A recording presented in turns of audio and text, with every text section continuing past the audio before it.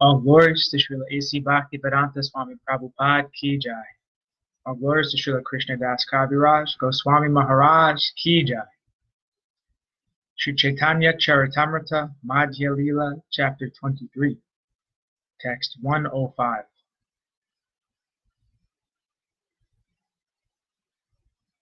Yuktavaragya stiti sabasikaila Shushkavaragya jnana Sabha Nishedila.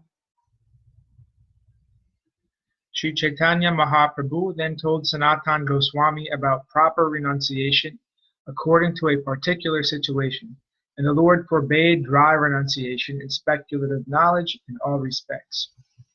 Purport. This is the technique for understanding Shushka Varagya and Yukta Varagya. In Bhagavad Gita 6.17, it is said, Yuktaraha virasya yukta chistasya karmasu yukta svabhavnabha bodhasya yogo bhavati dukhaha. He who is temperate in his habits of eating, sleeping, recreation, and work can mitigate all material pains by practicing the yoga system. To broadcast the cult of Krishna consciousness, one has to learn the possibility of renunciation in terms of country, time, and candidate. A candidate for Krishna consciousness in the Western countries should be taught about the renunciation of material existence, but one would teach candidates from a country like India in a different way. The teacher, Acharya, has to consider time, candidate, and country. You must avoid the principle of niyamagraha.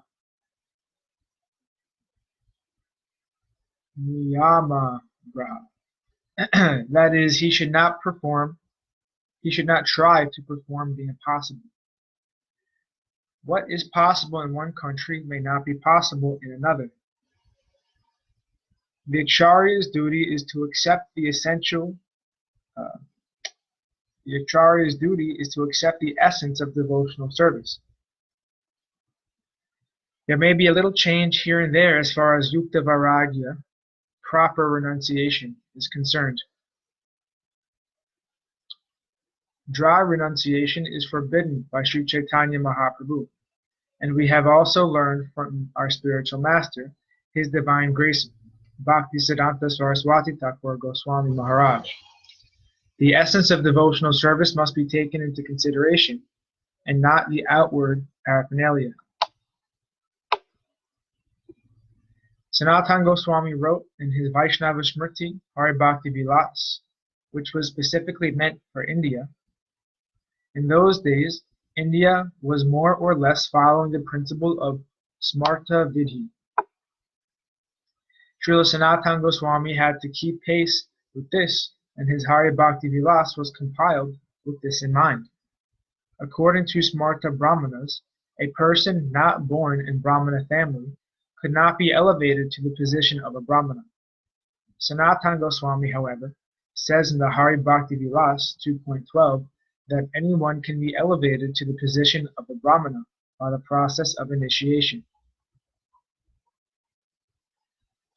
Yata kanchantam yati kamshyam rasa vidhanata tata diksha vidhanena vijat panjayate nurnam. As bell metal is turned to gold when mixed with mercury in an alchemical process, so one who is properly trained and initiated by a bona fide spiritual master immediately becomes a Brahmana. There is a difference between the Smarta process and the Goswami process. According to the Smarta process, one cannot be accepted as a Brahmana unless he is born in a Brahmana family. According to the Goswami process, the Hari Bhakti Vilas, and the Narada Pancharatra, anyone can be a Brahmana if he is properly initiated by a bona fide spiritual master. This is also the verdict of Sukadev Goswami in Srimad Bhagavatam 2.4.18.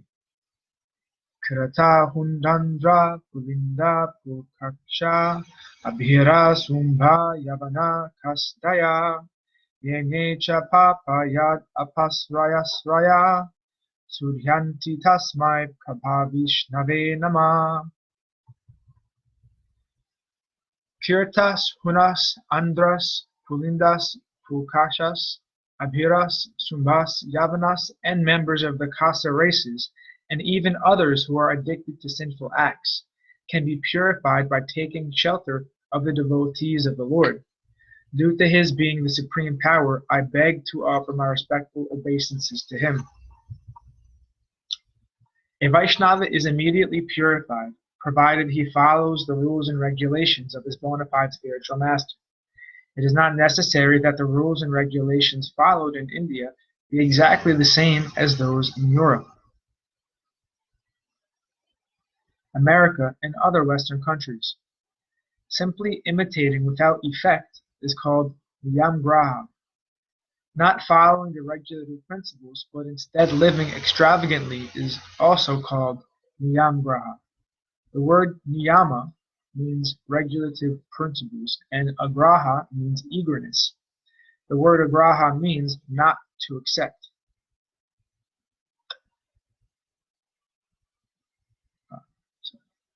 The word niyama means regulative principles, and agraha means eagerness. The word agraha means not to accept. We should not follow regulative principles without an effect, nor should we fail to accept the regulative principles. What is required is a special technique according to country, time, and candidate. Without the sanction of the spiritual master, we should not try to imitate. This principle is recommended here. Shushka Vairagya Jnana Sabha Nishediva. This is Sri Chaitanya Mahaprabhu's liberal demonstration of the Bhakti cult. We should not introduce anything whimsically without the sanction of the bona fide spiritual master. In this connection, Srila Bhaktisiddhanta Saraswati Thakur comments on these points by quoting two verses from Sri Rupa Goswami's Bhakti Rasamrita Sindhu 1.2.255 through 256. Anaskatasya Vishyan Yatarham Upayunjata Nirbandha Krishna Sambande Utam Varajam Uchate Prapanchikataya Bodhya Hari Sambandhi Vastuna Mumukshubhi Parityago Varajam Falgu Katyate. When one is not attached to anything, but at the same time accepts everything in relation to Krishna, one is rightly situated above possessiveness. On the other hand, one who rejects everything without knowledge of its relationship to Krishna is not as complete in his renunciation. To preach the Bhakti cult, one should seriously consider these verses.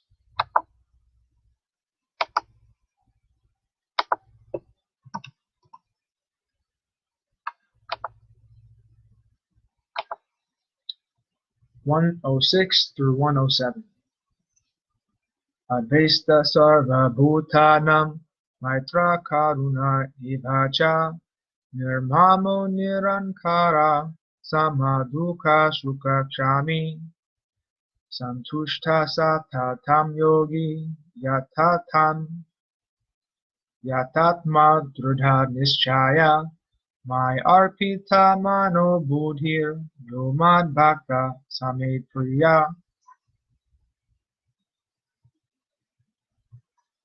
One who is not envious but is kind, a friend to all living entities, who does not think himself a proprietor and is free from false ego, who is equal in both happiness and distress, who is always satisfied, forgiving, and self-controlled, and who is engaged in devotional service with determination. His mind and intelligence dedicated to me. Such a devotee of mine is very dear to me. One should not be jealous, this is the purport. One should not be jealous of members of other castes or nations. It is not that only Indians or Brahmanas can become Vaishnavas. Anyone can become a Vaishnava. Therefore, one should recognize that the Bhakti cult must be spread all over the world. That is real Advaita. Moreover, the word Maitra, friendly, indicates that one who is able to preach the Bhakti cult all over the world should be equally friendly to everyone. Those two and the following 6 verses were spoken by Sri Krishna in Bhagavad Gita 12.13 through 20. 108. Yasman nodvijate loko lokan nodvijate tuya harsha marsha bhayodvegair muto yaha sacha me priya. He by whom no one is put into difficulty or anxiety, and who is not disturbed by anyone, who is liberated from jubilation, anger, fear, and anxiety, is very dear to me. 109. Anapeksha suchir daksha udasino gathavyatha sarvaramba prayityagi nume bhakta same priya.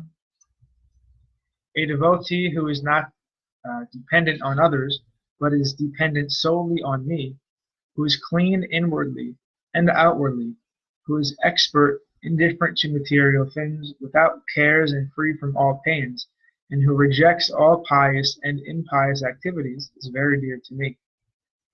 The word anapeksha means that one should not be concerned with mundane people, and should not depend upon them. One should depend solely on the Supreme Personality of Godhead and be free from material desires. One should also be clean within and without.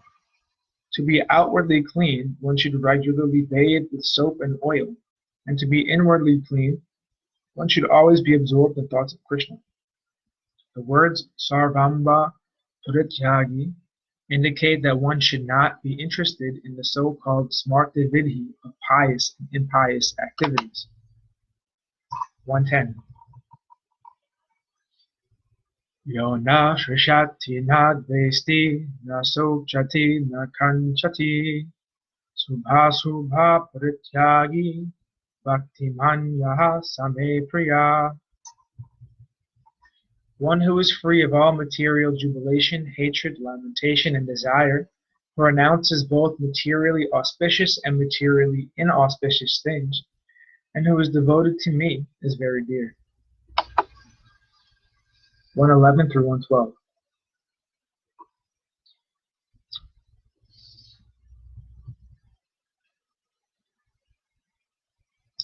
Samasatro chamitre cha tatha manap amanayo titoshnashu kadukeshu samasanga vibharjita tuya ninda stutir mauni santushto yena kahena chit aniketa stiramatir bhakti manme priyo nara. One who is equal to friends and enemies, who is equipoised in honor and dishonor, heat and cold, happiness and distress, fame and infamy, who is always free from attachment to material things, and always grave and satisfied in all circumstances, who doesn't care for any residence, and who is always fixed in devotional service. Such a person is very dear to me. 113. Etu dharma mrutam idam yatoktam paryupasyate shradharhana matparama bhaktastetiva me priya. Devotees who follow these imperishable religious principles of Krishna consciousness with great faith and devotion, fully accepting me as the supreme goal, are very, very dear to me. 114.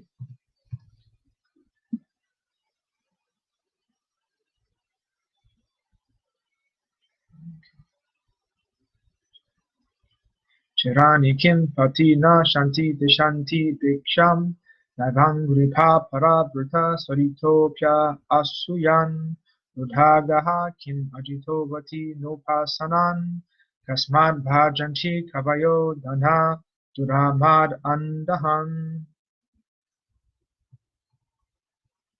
Are there no torn clothes lying on the common road? Do the trees which exist for maintaining others no longer give alms and charity? Do the rivers being dried up no longer supply water to the thirsty? Are the caves of the mountains now closed? Or above all, does the unconquerable Supreme Personality of Godhead not protect the fully surrendered souls? When, then, should learned persons, like devotees, go to flatter those who are intoxicated by hard-earned wealth? Purport. This is a quote from Srimad Bhagavatam 2.2.5. In this verse, Sukadev Goswami advises Maharaj Parikshit that a devotee should be independent in all circumstances. The body can be maintained with no problem if one follows the instructions given in this verse. To maintain the body, we require shelter, food, water, and clothing, and all these necessities can be obtained without approaching puffed-up rich men. One can collect old garments that have been thrown out. One can eat fruits offered by the trees. One can drink water from the rivers, and one can live within the caves of a mountain. By nature's arrangement, shelter, clothing, and food are supplied to the devotee who is completely surrendered to the Supreme Personality of Godhead. Such a devotee does not need a puffed-up materialistic person to maintain him. In other words, devotional service can be discharged in any condition.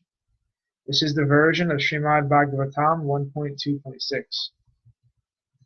Savai pumsam paro dharmo yato bhaktir adhok saje adhait tucha pratihata yayat masu prasedati.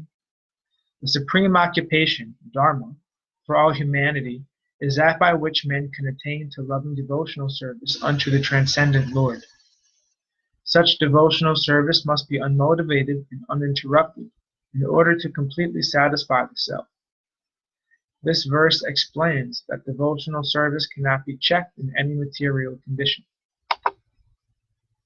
115. Tabesana tanasaba siddhanta puchila Bhagavata siddhanta gudha sakali kahila. Thereafter, Sanatana Goswami inquired from Lord Chaitanya Mahaprabhu about the conclusive statements concerning devotional service, and the Lord very vividly explained all the confidential meanings of Srimad Bhagavatam. 116. Harivamse kahiyache goloke nityastiti Indra asi karila yabe Shri Krishnera stupi.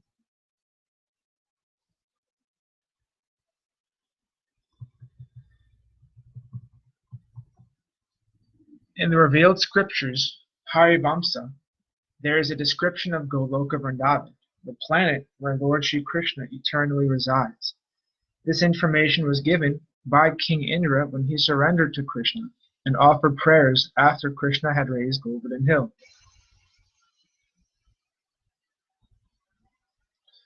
Purport.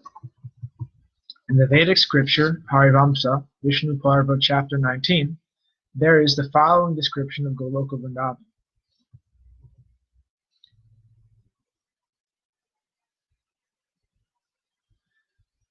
Manusya lokad urdhvam tu kaganam gatir uchate akashasyo pariravir varam svargasya bhanuman Svargad urdhvam brahmoloko brahmarshigana sevita tatra soma gatis chaiva jyotishamcha mahatmanam tasyo pari gavam loka sadhyastam palayantihi sahi sarva gata krishna mahakasa gato mahan upari tatrapi yatistava tapomai Yamna vidmo vayam sarve prachantopi pitam maham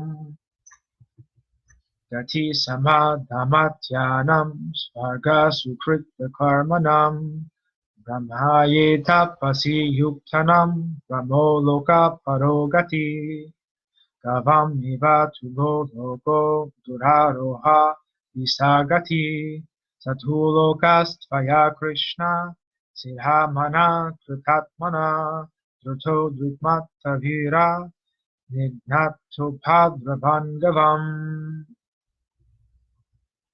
When the king of heaven, Indra, surrendered to Krishna, after Krishna had raised Govardhan Hill, Lord Indra stated that above the planetary systems wherein human beings reside is the sky where birds fly. Above the sky is the sun and its orbit. This is the entrance to the heavenly planets. Above the heavenly planets are other planets up to Brahmaloka, where those advancing in spiritual knowledge reside. The planets up to Brahmaloka are part of the material world, Devidam. Because the material world is under the control of Devi, Durga, it is called Devidam. Above Devidam is a place where Lord Shiva and his wife Uma reside. Those brightened by the spiritual knowledge and liberated from material contamination reside in that Shiva Loka. Beyond that planetary system is the spiritual world, where there are planets known as Vaikuntha Lokas. Goloka Vrindavan is situated above all the Vaikuntha Lokas. Goloka Vrindavan is the kingdom of Srimati Radharani and the parents of Krishna, Maharaja Nanda and Mother Yashoda. In this way, there are various planetary systems, and they are all creations of the Supreme Lord. As stated in Brahma Samhita 5.43, Golokanami nijadami tale chatasya Devi Mahesha Haridamishu Teshu Teshu Te Te Prabhava Nichaya Vihitas Chayena Govindam Purusham Tamaham Bhajami. Below the planet named Goloka Vrindavan are the planets known as Devidam, Maheshdam, and Haridam. These are opulent in different ways. They are managed by the Supreme Personality of Godhead, Govinda, the original Lord. I offer my obeisances unto him. Thus Goloka Vrindavan Dham is situated above the Vaikuntha planets. The spiritual sky containing all the Vaikuntha planets is very small compared to Goloka Vrindavan Dham. The space occupied by Goloka Vrindavan Dham is called Mahakash, or the greatest sky of all. Lord Indra said, "We asked Lord Brahma about your eternal planet, but we cannot understand it. Those fruitive actors who have controlled their senses and mind with pious activities can be elevated to the heavenly planets. Pure devotees who are always engaged in Lord Narayana's service are promoted to the Vaikuntha Lokas. However, my Lord Krishna, your Goloka Vrindavan Dham is very difficult to attain. Yet both you and that supreme planetary system have descended here upon this earth. Unfortunately, I have disturbed you by my misdeeds, and that was due to my foolishness. I'm therefore trying to satisfy you by my prayers." Sri Nilakant confirms the existence of Goloka Vrindavan Dham by quoting the Rig Samhita in Rig Veda 1.154.6. Tambam Busthanus Masi Gamyadhyai Yatra Gabho Puri Shunga Ayasa Atrahatad Guru Gayasya Krishna Paramam Param Abhabati Puri. We wish to go to your Radha's and Krishna's beautiful houses, about which cows with large, excellent horns are wandering. Yet distinctly shining on this earth is that supreme abode of yours that showers joy on all. O Urugaya, Krishna, who is much praised. 117 through 118.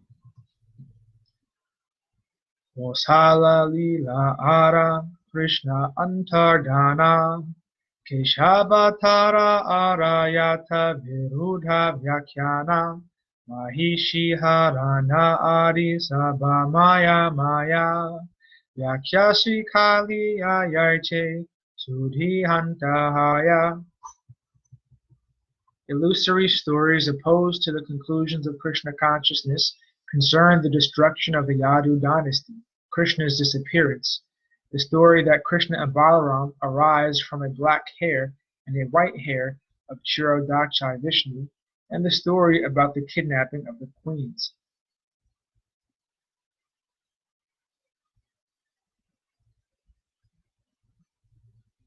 Sri Chaitanya Mahaprabhu explained to Sanatana Goswami the proper conclusions of these stories. Purport. Due to envy, many asuras describe Krishna to be like a black crow or an incarnation of a hare. Sri Chaitanya Mahaprabhu told Sanatana Goswami how to counteract all these asuric explanations of Krishna. The word kaka means crow, and kesha means hair. The asuras describe Krishna as an incarnation of a crow, an incarnation of a Sudra,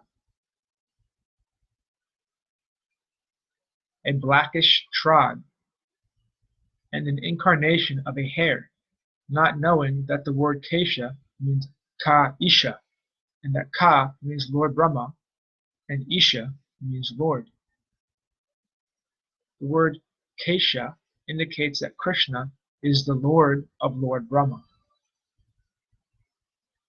Some of Lord Krishna's pastimes are mentioned in the Mahabharata as Mosala Lila.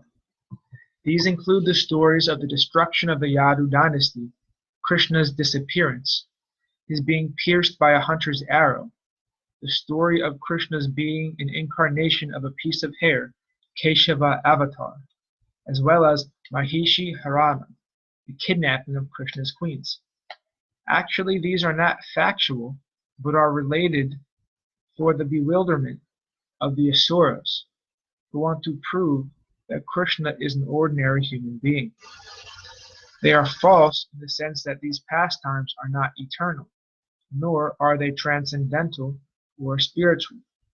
There are many people who are by nature averse to the supremacy of the Supreme Personality of Godhead, Vishnu. Such people are called asuras. They have mistaken ideas about Krishna. As stated in Bhagavad Gita, the asuras are given a chance to forget Krishna more and more, birth after birth. Thus they make their appearance in a family of asuras and continue this process, being kept in bewilderment about Krishna. Asuras in the dress of sannyasis even explain Bhagavad Gita and Srimad Bhagavatam in different ways according to their own imaginations. Thus they continue to remain asuras birth after birth. As far as the Keshava avatar, incarnation of a hare, is concerned, it is mentioned in Srimad Bhagavatam 2.7.26. The Vishnu Purana also states, Ujaharat Mano Kesho Sita Krishno Mahabala. Similarly, it is stated in the Mahabharata, Adi Parva 189.31 through 32. Sachapi Kesho Harer Uchakarta Ekam Shuklam Aparam Chapi Krishnam Tochapi Keshav Avishatam Gurunam Kurestriyo Rohinim Divakim Cha Kayur Eko Balab Bhadro Babuva Yosos Vetas Tasya Devasya Kesha Krishno Dviti Keshava Sambhav Uva Kesha Yoso Varnata Krishna Ukta. Thus in Srimad Bhagavatam and the Vishnu Purana and the Mahabharata, there are references to Krishna and Balaram being incarnations of black hair and white hair, respectively. It is stated that Lord Vishnu snatched two hairs, one white and one black, from his head. These two hairs entered the wombs of Rohini and Devaki, members of the Yadu dynasty. Balaram was born from Rohini and Krishna born of Devaki. Thus Balaram appeared from the first hair and Krishna appeared from the second hair. It was also foretold that all the asuras, who are enemies of the demigods, would be cut down by Lord Vishnu by his white and black plenary expansions, and that the Supreme Personality of Godhead would appear and perform wonderful activities. In this connection, one should see the Lagu Bhagavatamrita, the chapter called Krishnamrita, verses 156 through 164. Srila Rupa Goswami has refuted this argument about the hare incarnation, and his refutation is supported by Sri Baladev Vidyabhushan's commentaries. This matter is further discussed in Krishna Sandarbha 29, the commentary known as Sarva Samvadini by Srila Jiva Goswami.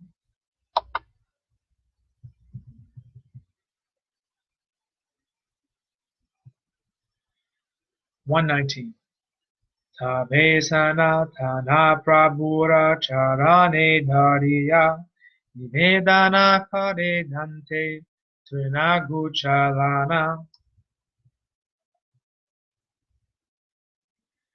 Sanatana Goswami then humbly accepted his position as lower than a piece of straw, and symbolically holding some straw in his mouth, he fell down, clasped the lotus feet of Sri Chaitanya Mahaprabhu, and submitted the following petition.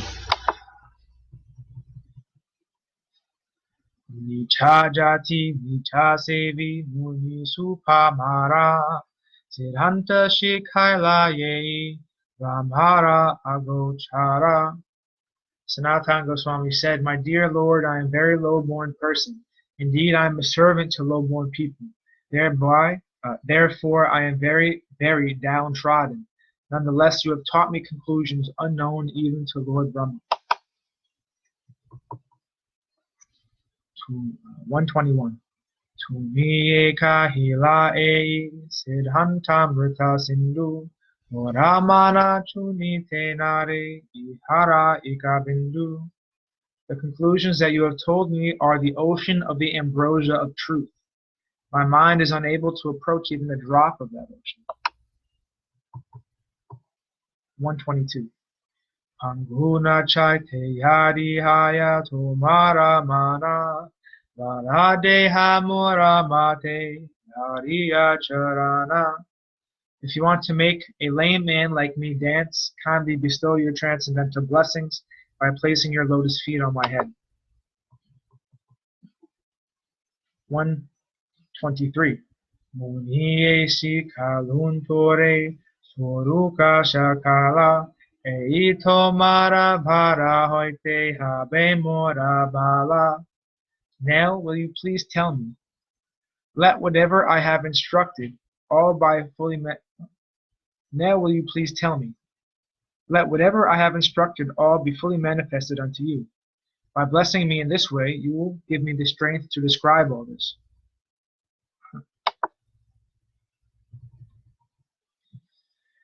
124. Habe maha prabhutanra shiredhari kara Aradila ei sabha suruka tomare. Sri Chaitanya Mahaprabhu then placed his hand on Sanatana Goswami's head and blessed him, saying, "Let all these instructions be manifested to you."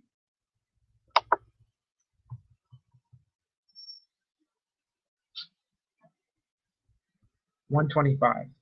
Sanchepe kahilun prema prayojana sambhara Vishtari kahana nayaya prabhura prashada. Thus I have briefly described a discussion of the ultimate goal of life, love of Godhead. The mercy of Sri Chaitanya Mahaprabhu cannot be described expansively. 126. Prabhura upadeshamrita sunege jana achirat milaye tangre Krishna prema dana. Whoever hears these instructions given to Sanatana Goswami by the Lord comes very soon to realize love of God, Krishna. Shri Rupa Raghunatha Padeyara Asa Chaitanya Charitamrta Kahe Krishna Dasa. Praying at the lotus feet of Sri Rupa and Sri Raghunath, always desiring their mercy, I, Krishna Das, narrate Sri Chaitanya Charitamrta, following in their footsteps.